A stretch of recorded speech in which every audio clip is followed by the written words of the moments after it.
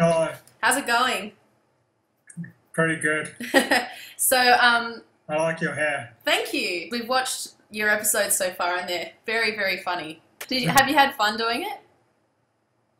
Yeah, when Mike first moved in, everyone thought it was so strange because weren't used to having him there. But then after a while, everyone just kind of forgot that he was filming us, so he just became like another one of my brothers. And how does your family like being involved in the series? At first, they were a bit worried because they didn't know, like, they were like, is Mike going to be bad or is he going to be good? And then, but once they got to know Mike, everyone started to like him a lot. And my mum said that he's just another one of the family now. One of my aunts said that it was horrible. She didn't like it because she believes in like more like homeopathy and stuff like that. So she didn't think it was good. Have you had many Tinder dates since episode 3? No, we just did the one. It does look really funny when I had a makeover and I went on a date, and Michelle was really nice. What did you feel like with your new clothes? I don't think it's. I eventually did think it looks nice, but everyone has their own kind of style, and I didn't think that was my kind of style. Yeah, because those were tights that Anna said were more for men's tights, but then I said to her, I haven't seen anybody that are men wearing them. Anna said they're called meggings. I've heard of jeggings and leggings, but not meggings. Yeah, she said there was an article in a fashion magazine that called them meggings and said they are really hot and already up and coming. Can you talk me through the inspiration for your Nelson Mandela show? When I grew up in South Africa, apartheid was on. And that was when the government said that all the blacks had to be separate from all the whites, and all the whites got all the good jobs and everything good. All the whites got together, and the blacks had to go somewhere else. And so when I grew up, at first I thought that was just normal, and like blacks just had to live somewhere else and weren't allowed to come to school, and nobody told us that that wasn't normal. All the blacks started getting angry about it, and they said Mandela has to be the president, and all the whites said, at the time, all the whites thought that Mandela was a terrorist, because that's why he was in jail, for being a terrorist.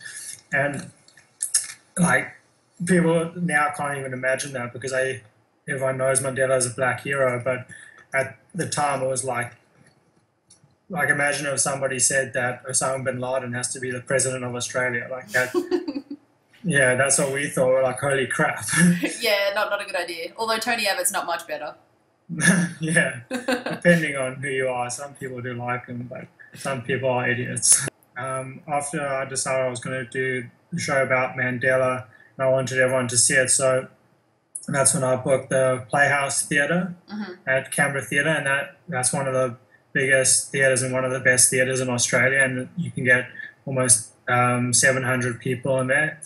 And then we did a trial show at the Canberra Comedy Festival to try and make the show as good as we can, and then that's when it didn't go that good, so we were like, holy crap.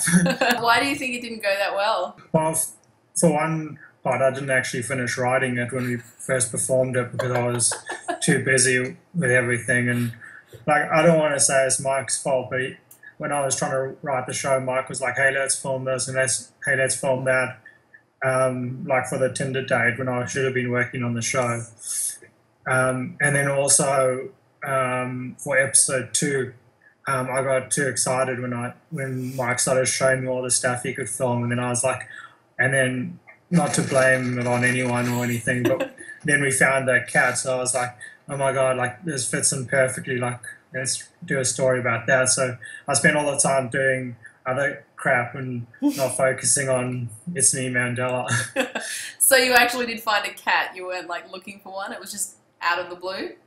Yeah, Mike was driving me between my house and my brother's house, and we saw it on the highway and it was raining, so we're like, stop the car. Stop the car, there's a dead cat that I need. Yeah, you should never let a good opportunity pass you by. I was watching your raw comedy win the other day from 2011, and you didn't really seem all that excited or surprised. What were you feeling at the time? Yeah, because I didn't know what was going on. And then when Tom Ballard and Hannah Gatsby came out to say who was going to win and who like came last or something like that, they brought out some paper with them which had people's names on it. And because where I was standing, I could see the paper, and then I saw my name was on it. So I was like, "Holy crap! Did I come last or did I come first?" So I didn't know. And then I was like thinking about that, and then when they said Dayne Rathbone had won, I was like, I don't know. It was like everything just went noisy and everything just went like blank, and I was like, didn't know what was going on.